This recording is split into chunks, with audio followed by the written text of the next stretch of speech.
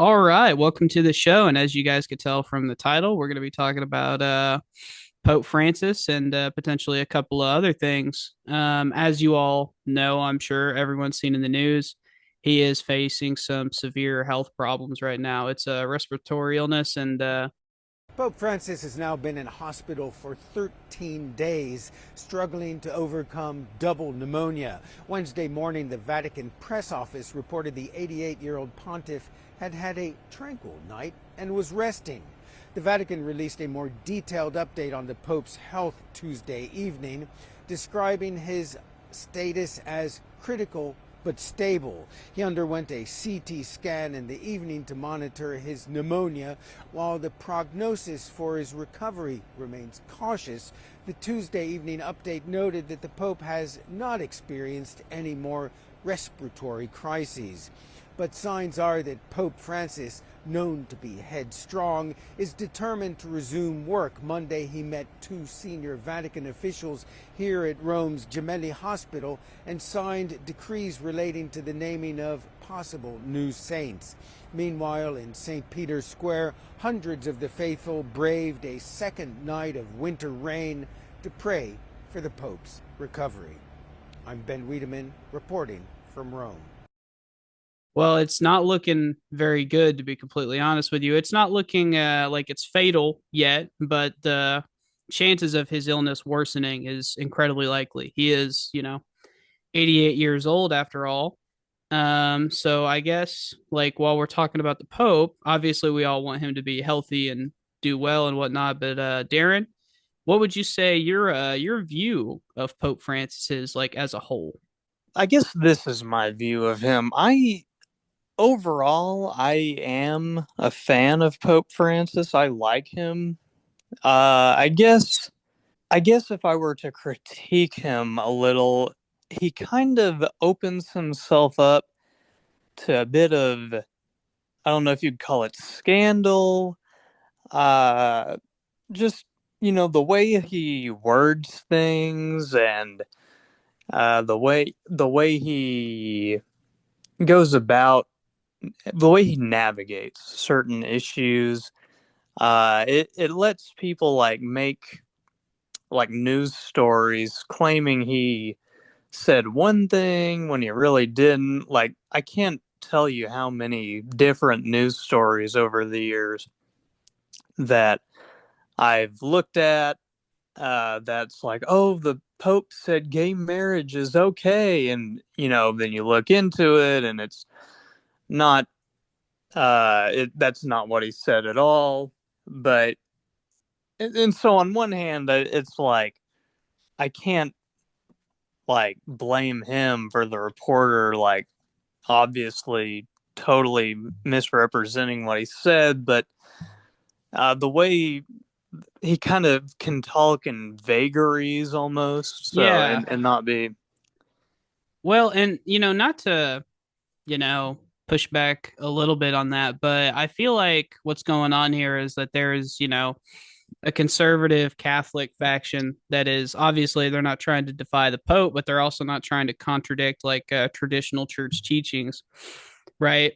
And so, Mhm. and then there is a, totally secular, like journalistic, like liberal faction that is trying to force the church to become more accepting and more like liberal and tolerant. And Pope Francis seems to be kind of blurring the line with his language in a way that gives enough ammo for both sides. I feel like. Um, so Yes, like you yes. said, he gives in my opinion at least, he gives the secular journalist enough ammo to be like, oh look, he supports gay marriage or the tone is different or whatnot. But he also gives the conservative Catholic faction enough to be like, no, that's not what he said. That's not what he meant. He was taken out of, you know what I mean? Like, I feel like there's a lot Yes, of that yes. going on.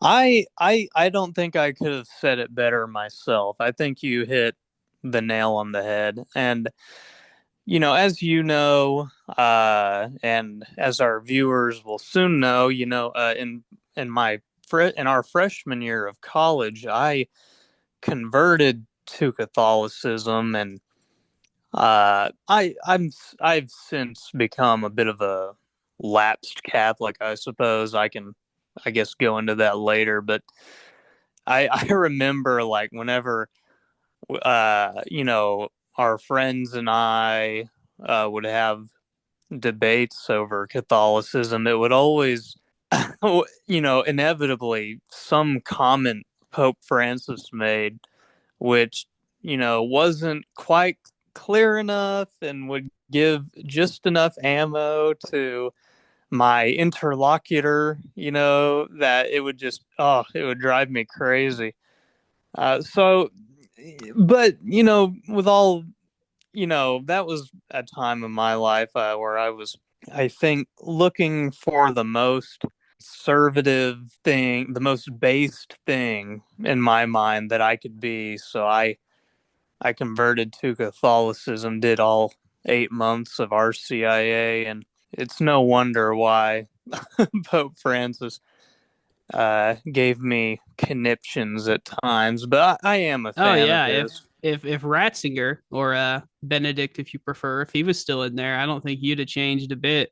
You'd be the most firm, like fire and brimstone Catholic out there, without a doubt. Yeah, I think that I did not, for the viewers, I did not grow up Catholic. I grew up Lutheran, which is, as I like to call it, the Western Roman Catholic Church, which frightens people who are of traditional Catholic theology. I usually say that just to piss them off.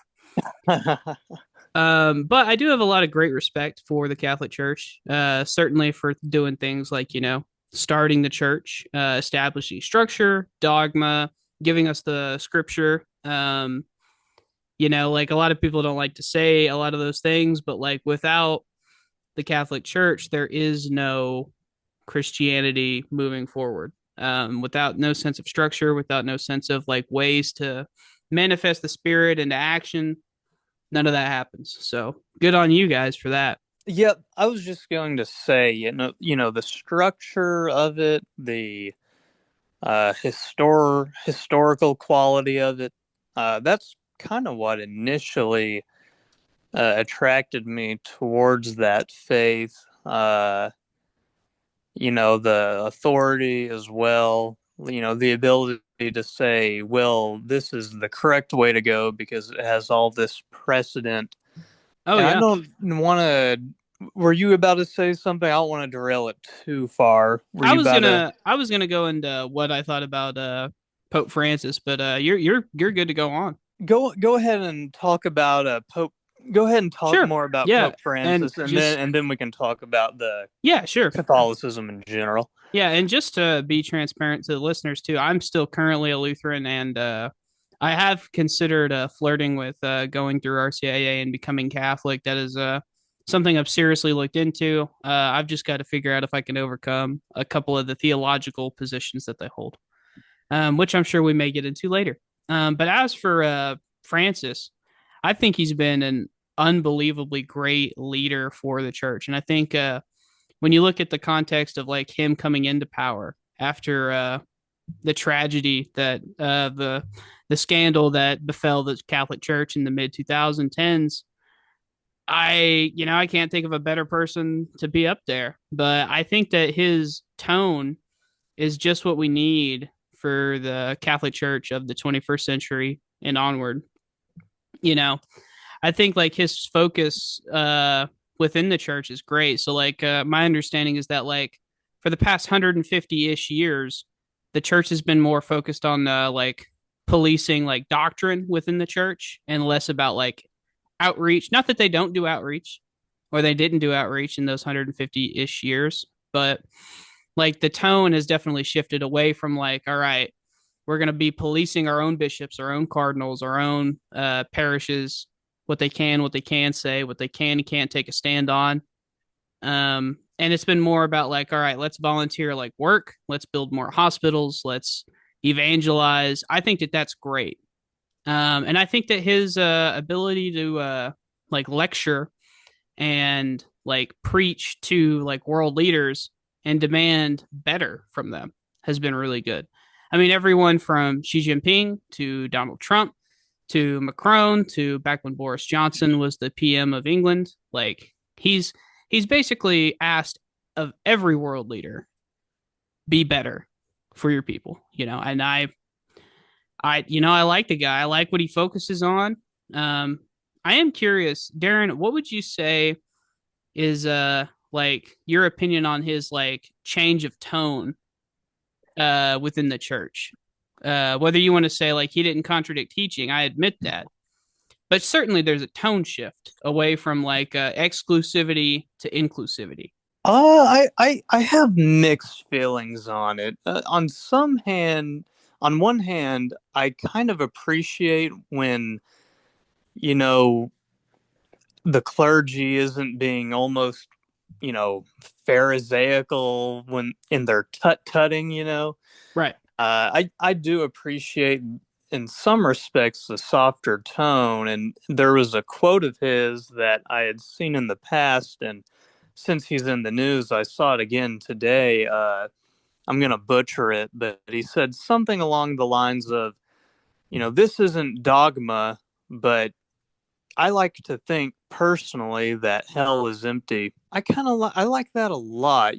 As much as I might have my criticisms in terms of, his tone on certain issues that are, kind of animating anyways because they're in the political discourse, but I got to say I really like that shift because Mm-hmm.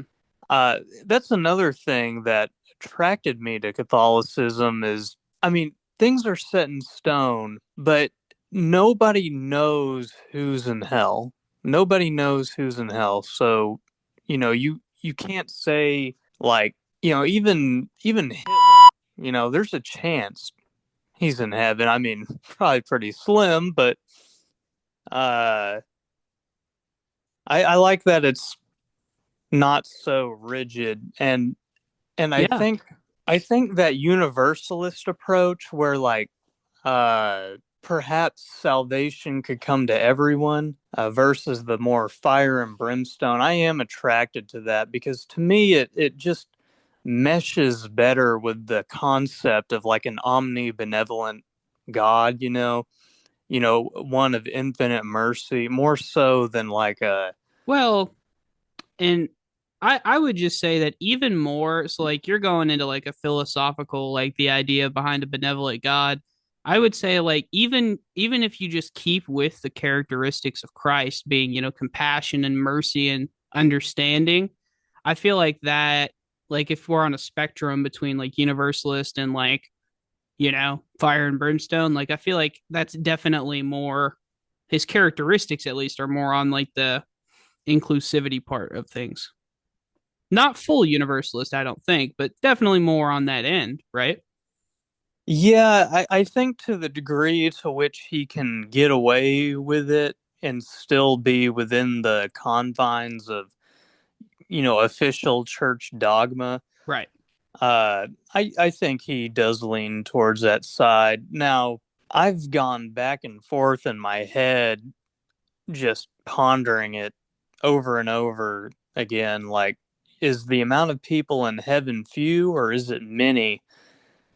And at times especially when I was converting to Catholicism, I was kind of a Pharisee in many ways. To me, A I, hundred I percent. I kind of can took vouch for the, I can vouch for that.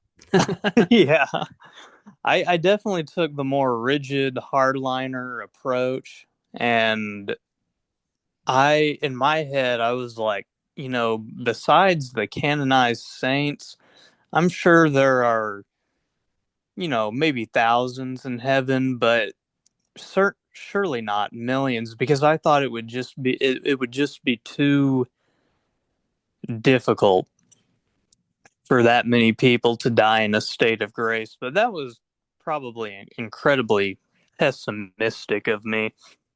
Where about do you personally land in terms of universalist or ultra fire and brimstone? Like where do you land on that um, spec?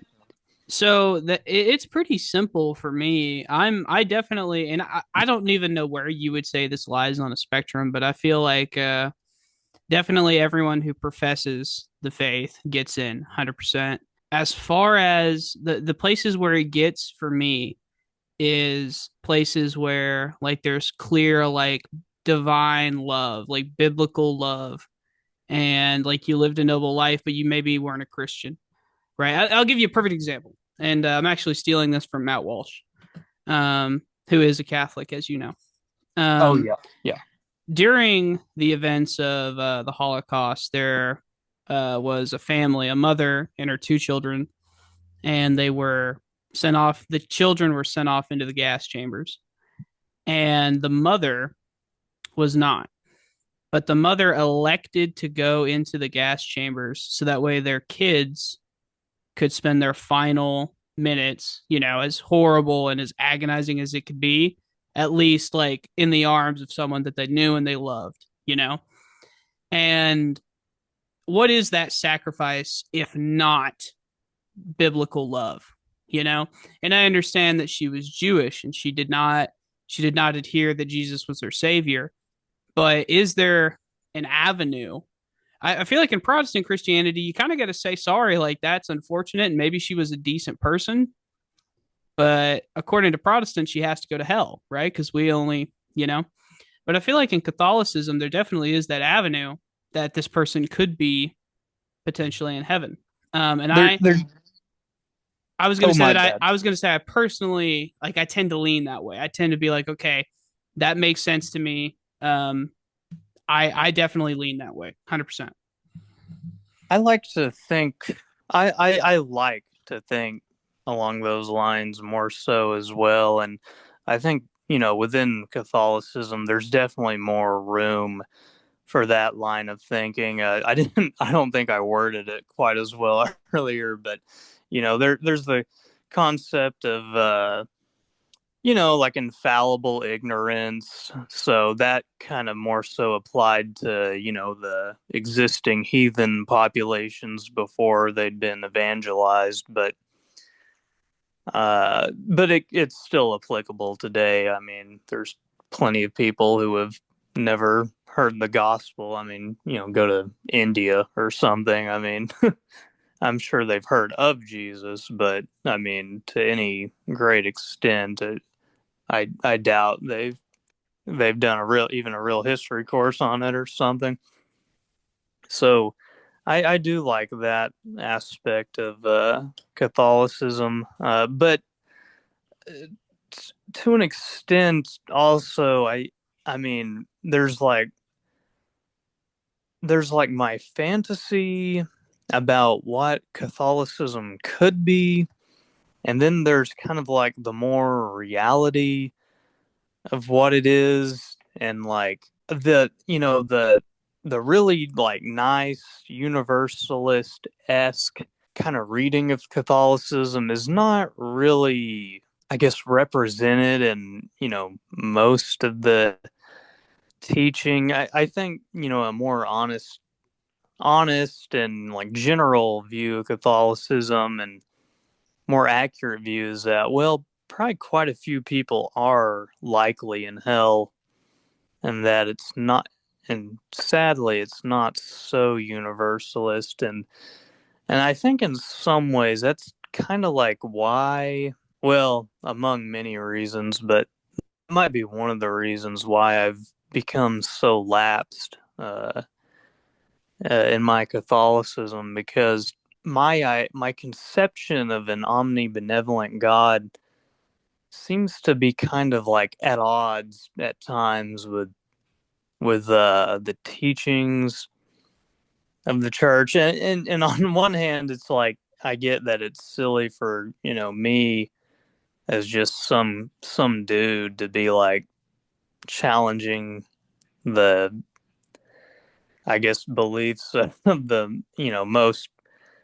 It's an institution that's been around over 2,000 years, but I will say, cycling back just a little bit to Francis and like whether or not he's like a force for good or a force for maybe not the most net good. Um, in the preparation for this, I read and I listened to his speech he gave at the UN, It was like a decade ago. Like it was right when he first started. I thought it was insanely powerful. Talking to world leaders. Um, I mean, just so give it to you like this. He was talking about like the need for peace and then like fighting like poverty. I think the biggest thing for him, like anyone who knows Bergoglio, is he is a staunch defender of the environment and then conflict. Like he is a big advocate for peace and poverty. One of the biggest quotes, I think, this is before the UN Security Council, and I wrote this quote down, and I feel like it's pretty applicable today between Israel, Palestine, and Taiwan and China, and Ukraine and Russia. It's a pretty powerful quote, and it said that, and he said this in front of the Security Council, which is China and Russia and us, and the major countries, and he said, "Peace is possible if it's truly desired." And I just think that that's really powerful. So like if you're talking about this war in Ukraine and you're like, well, why is it going on? Why can't they seem to find a deal? Well, maybe they don't want to. Maybe they don't want a deal. Maybe they don't want. Maybe peace isn't the goal, right? And I've never quite looked at it like that until I heard him say it. Because obviously, I figured, most countries, most world leaders, they want peace, right?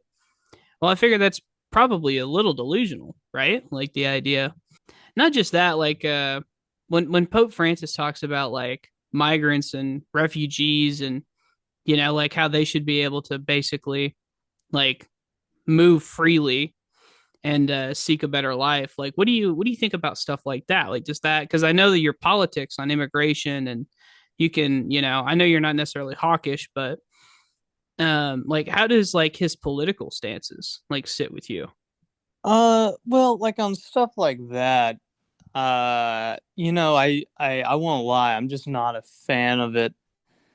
And yeah, I think that's probably one among many reasons I've kind of taken a step back from Catholicism in general, but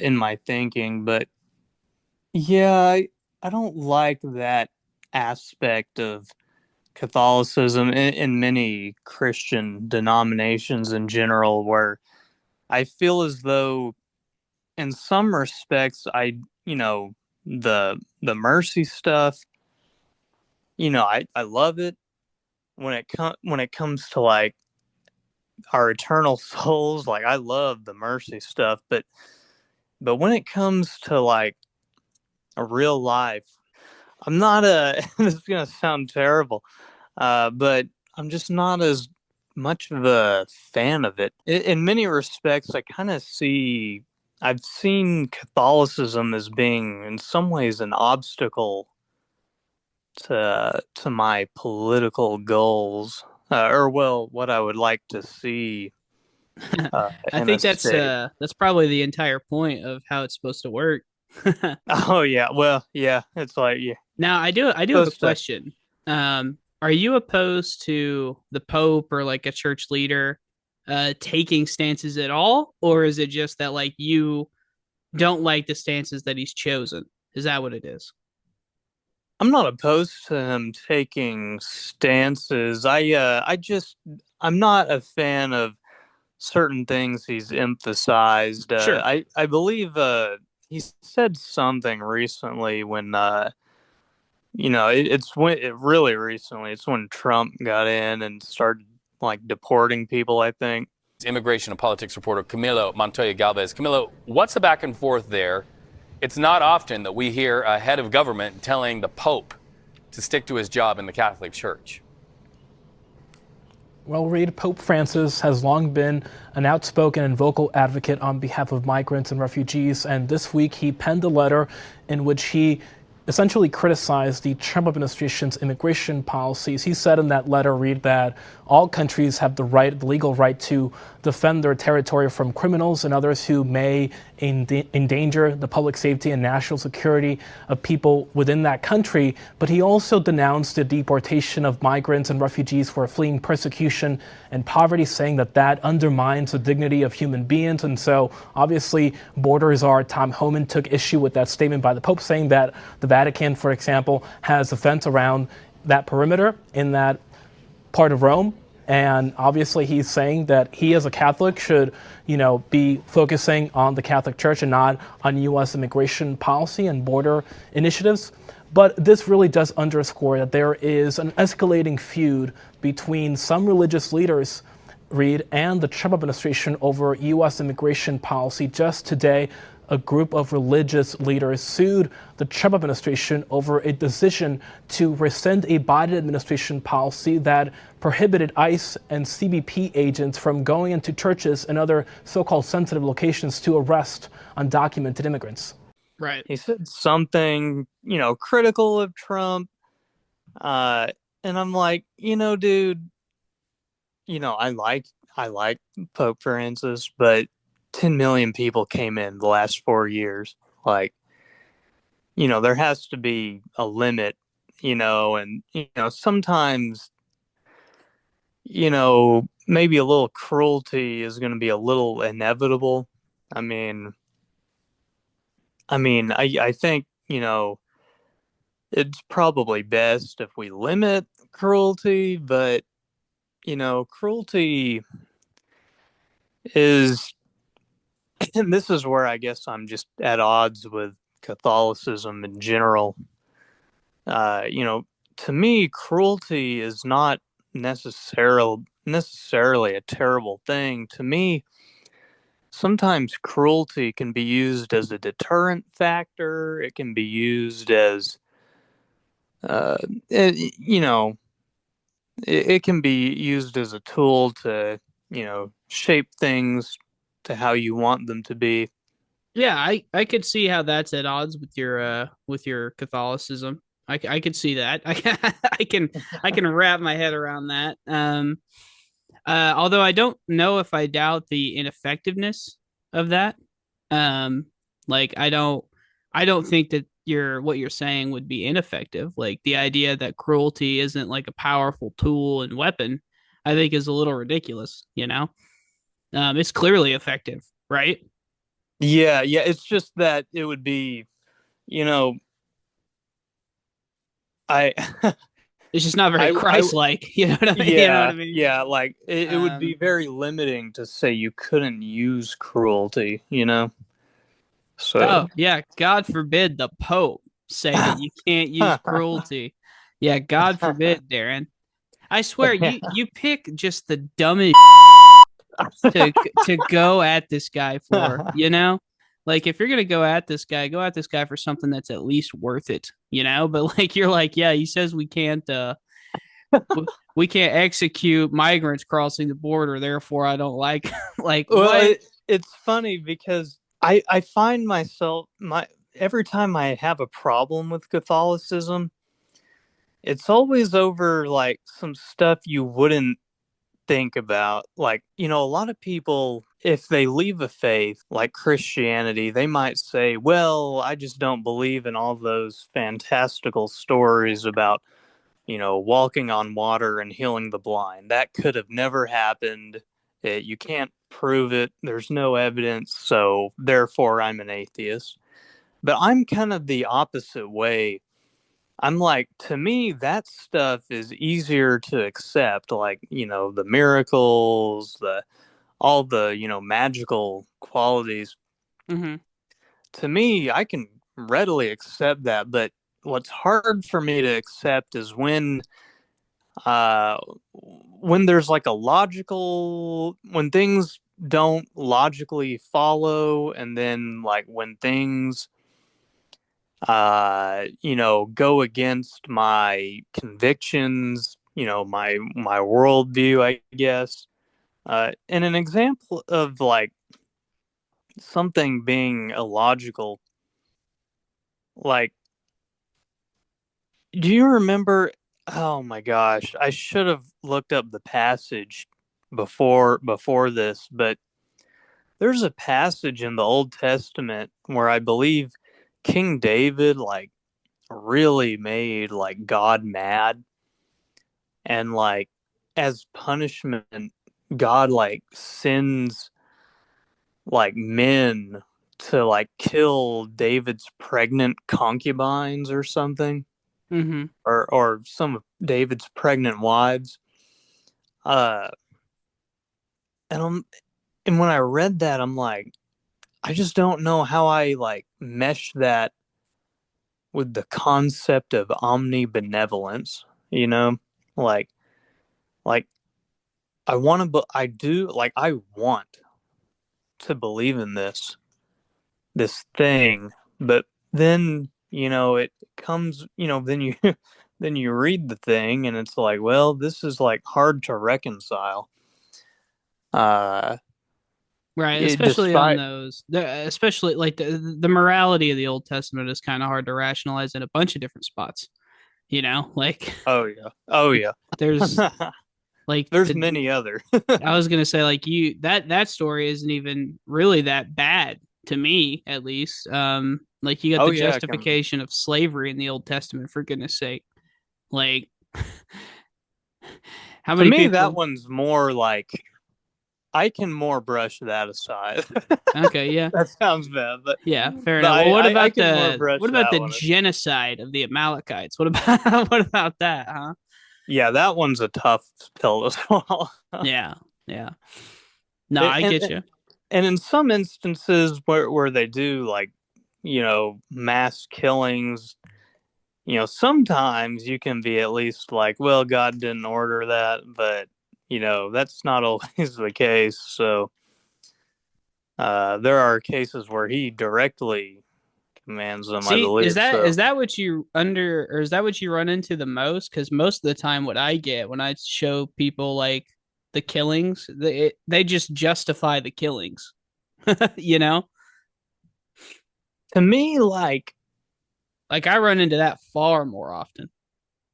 yeah, it's just that one is just very hard to justify. And in some ways, I haven't even researched it that much, but I'm sure you've heard of, I mean, I know you've heard of Gnosticism, this Right. concept that, the Old Testament God was perhaps the demiurge or some like demiurge character, which was, you know, just not the God of the New Testament, Right. who Literally a does different guy. seem, Yeah. yeah, and it just reads that way. When you read the Bible, don't you ever just get the vibe like the God of the Old Testament and the God of the New Testament? And I get the theology is that they're the same, but it just the vibe is 100. It's like a 180.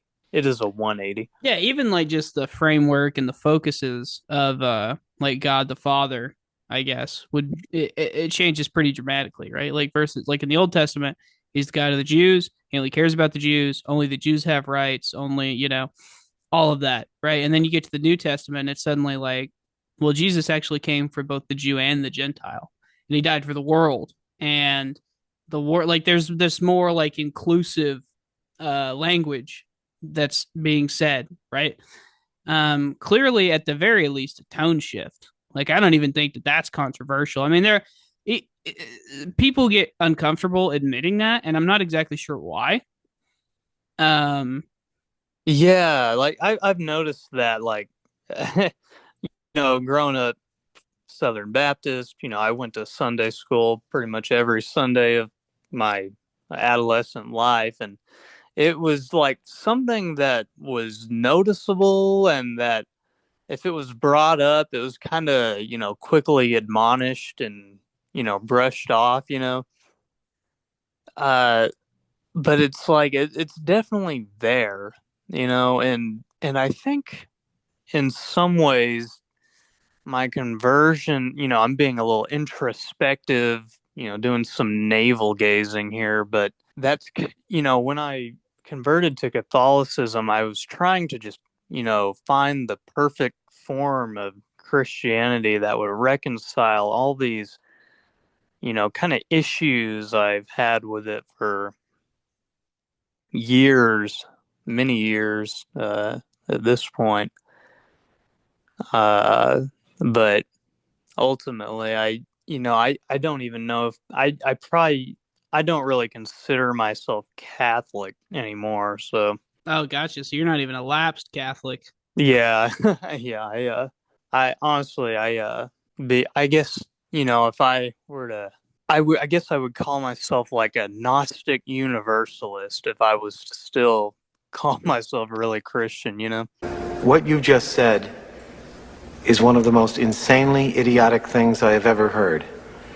At no point in your rambling, incoherent response were you even close to anything that could be considered a rational thought.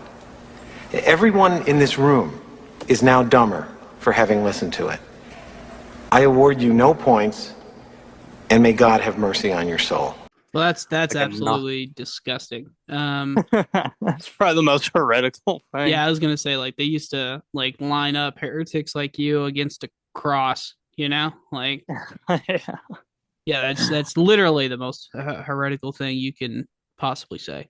So moving on, if obviously Pope Francis is 88 and his health isn't looking too good, and I know we don't want him to die like anytime soon, but it's definitely something that has to be on like the Cardinals' mind and the church's mind.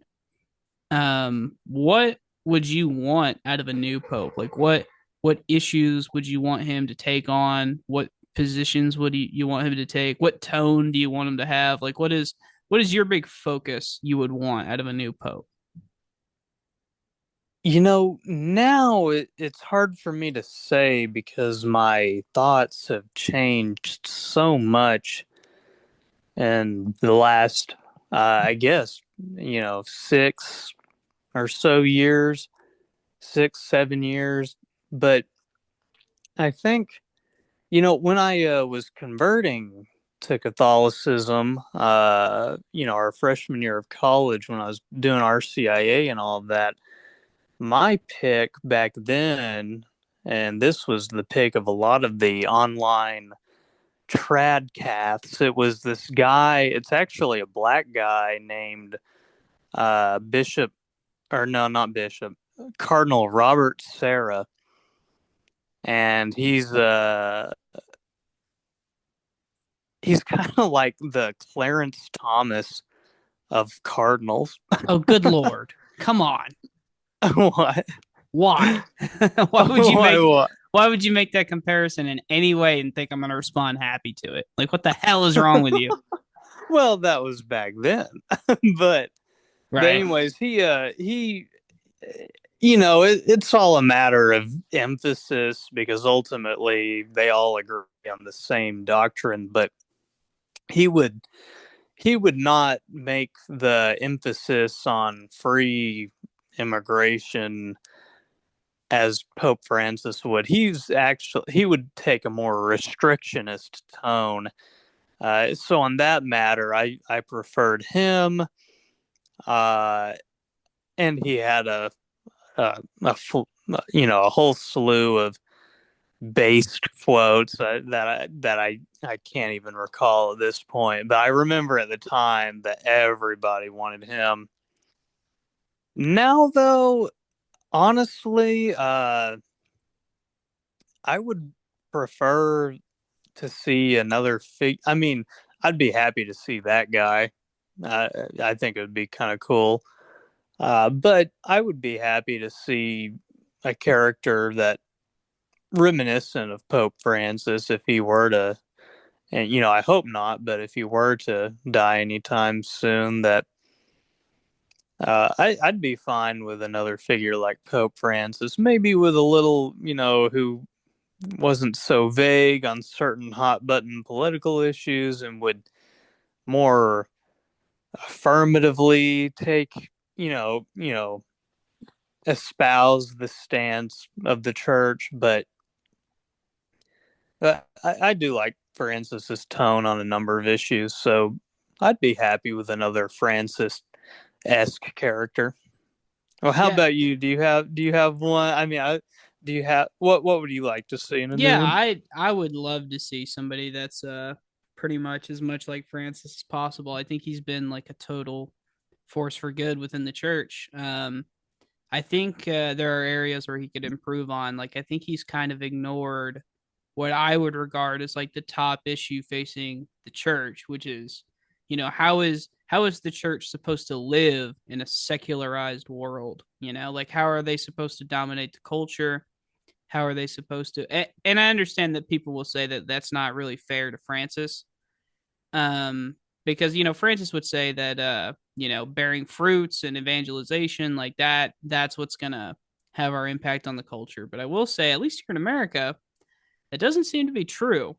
um the Catholic leadership here doesn't seem to be very much in line with that thought process. At least they seem to be more of like you said, like Darth Ratzinger, or you know If the church makes the same vibe shift that the rest of the world has made, then, in the unfortunate event of Pope Francis's passing, then I would imagine that the next pope will be a little more right wing, or at yeah. least sound a little more right wing. I mean, Well, everywhere people have and to, become and to that be way. fair, it's harder to go to the left of where Pope Francis is. And the even crazier part is that, like, I mean, I'm sure you know a decent amount about like his past, like before he was Pope. If anything, he's been pulled to the right of where he naturally is by the institution, I think. Oh, really? Oh yeah, like he's been radically inclusive. It's kind of insane, actually. Oh, really? I was Um, he kind of like a? Do you know that Father James Martin? I think he's like a Jesuit on Twitter. I don't, huh? Oh, well, I don't, that I Well, guess. Francis is a Jesuit, isn't he? You know what?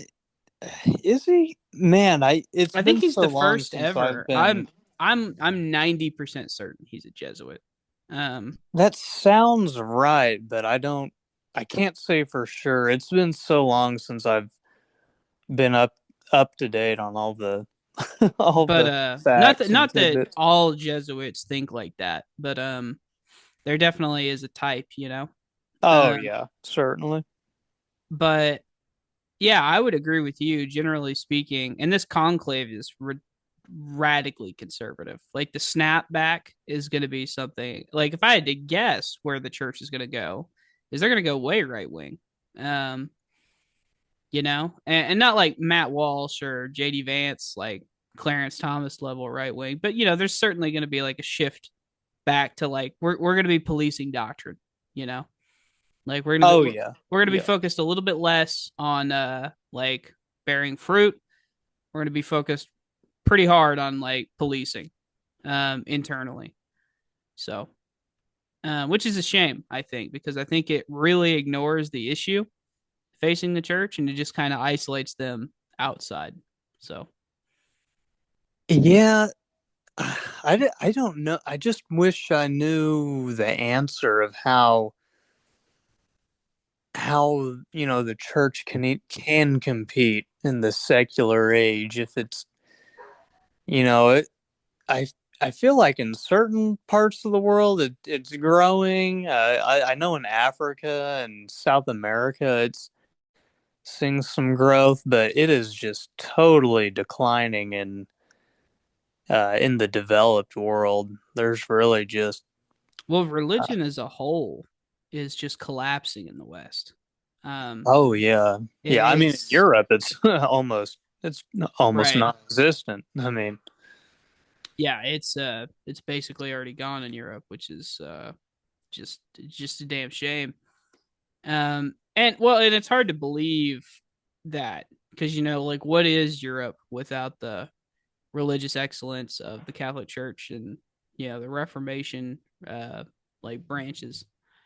Um, I think that the Western Europe is kind of having like a crisis identity moment because they don't know what they are without the church, and they don't really know how to continue secular. It's almost like they're doing like a managed decline in the West over there.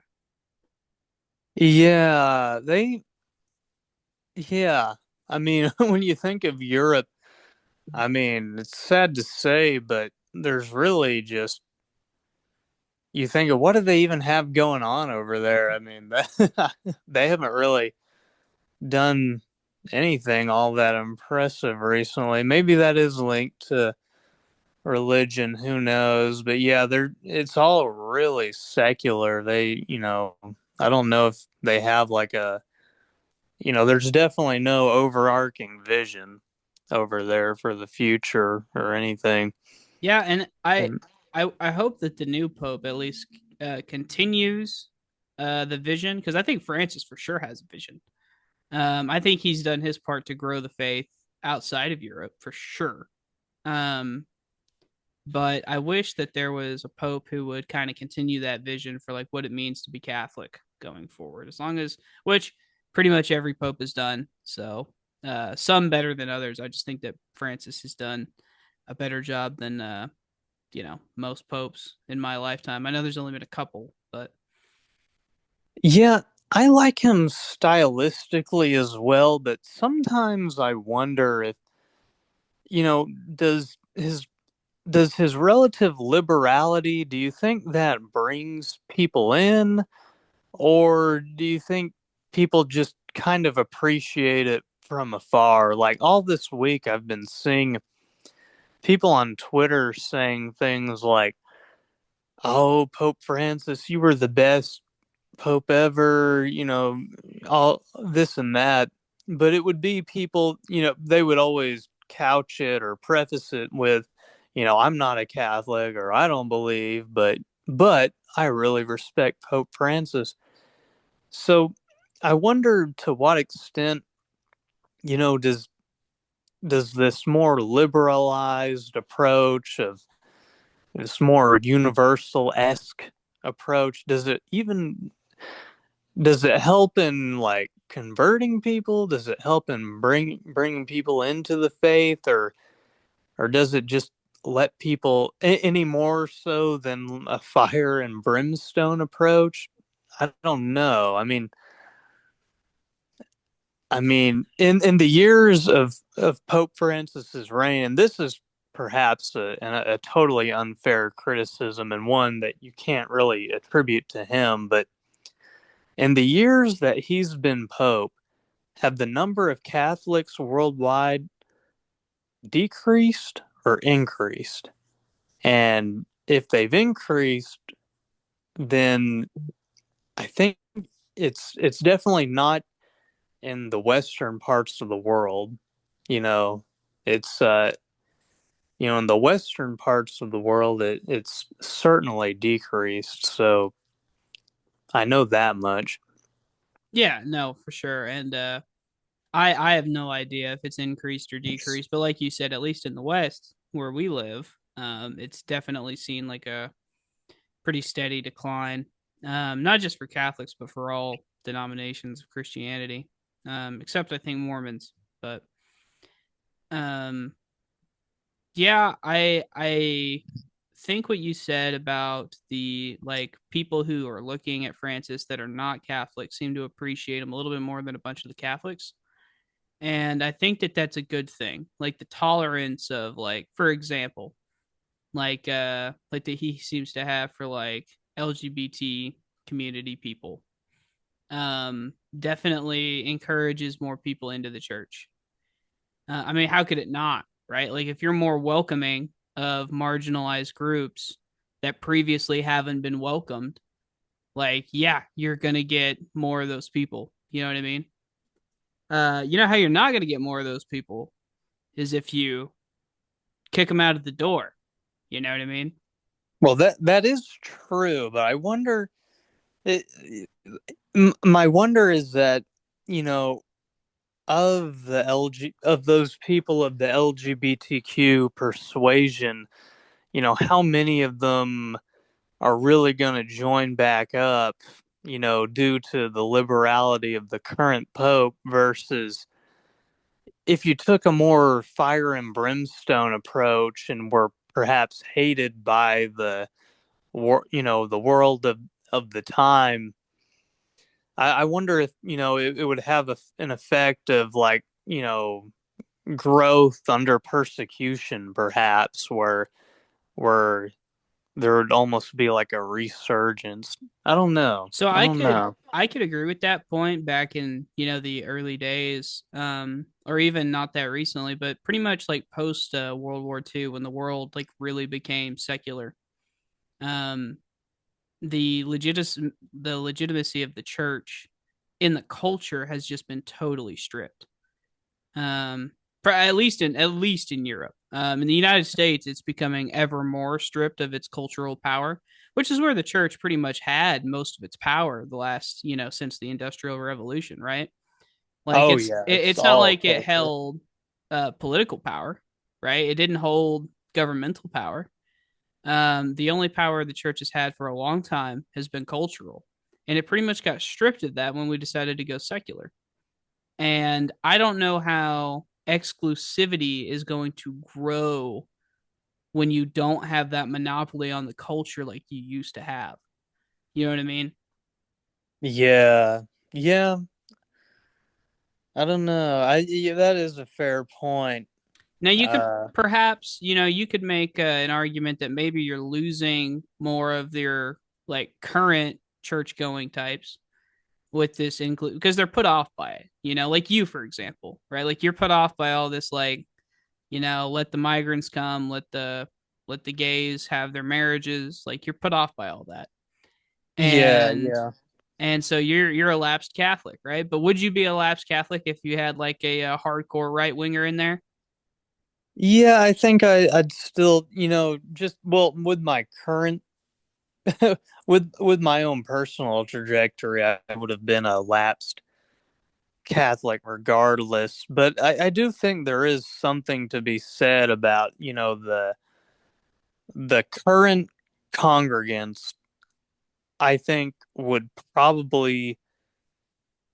I've always kind of felt, been of the mind that the people in the church at the time would probably prefer the more hardline approach, than, because they've stuck with it during all the hardlineness. So if it loosens up, then it's almost like, what, all this, you know you know all this careful. Oh my gosh, I can't even think of the vocab words. you know, Holding to the faith that tightly, was it all for nothing? If it's, being, if certain things are more permissible now, I don't know. I don't know. Yeah, and I will say, like, I think that personally, it's way harder to take this super liberal, tolerant, inclusive approach. Like I think it's super easy to just build up walls and tell people that they don't belong here and you're not gonna, the gospel isn't for you, and that is so easy, because it keeps your congregation comfortable. They don't have to deal with people they don't like. They don't have to, make the sacrifice of being around people who are different than them, but share this, fraternity in Christ. Like that's super easy. And I think that's what the church did for a long time. And they just kind of forced conversions on people.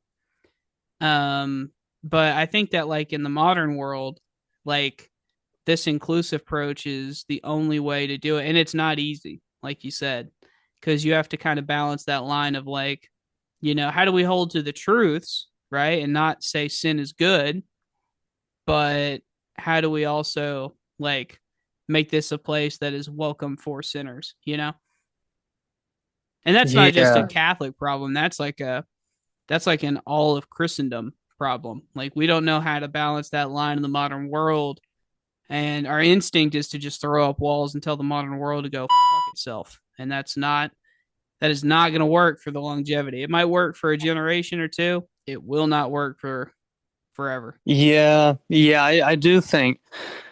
Yeah. I think to a level. I mean, I think you're probably right. They're probably gonna have to, comport themselves to the vibes of the time, I guess. Well, I'm not arguing for like relativism here. But I would say that like the strength of the Catholic Church was their ability to meet the uh the church, like to meet Christendom where they're at. Like all these ecumenical councils, like Vatican I, Vatican II, Nicaea, Trent, like all of these councils, they were unbelievably great, I think, at meeting the people where they were at the moment and then like figuring out a way to progress Christianity forward. And I don't doubt that now would be any different. They just gotta kind of beat their heads together and come up with some sort of plan. Well, I think that's gonna do us. But thank you guys for listening, and thanks Darren for your input, and we'll talk to you guys later. Oh yeah, catch y'all next week.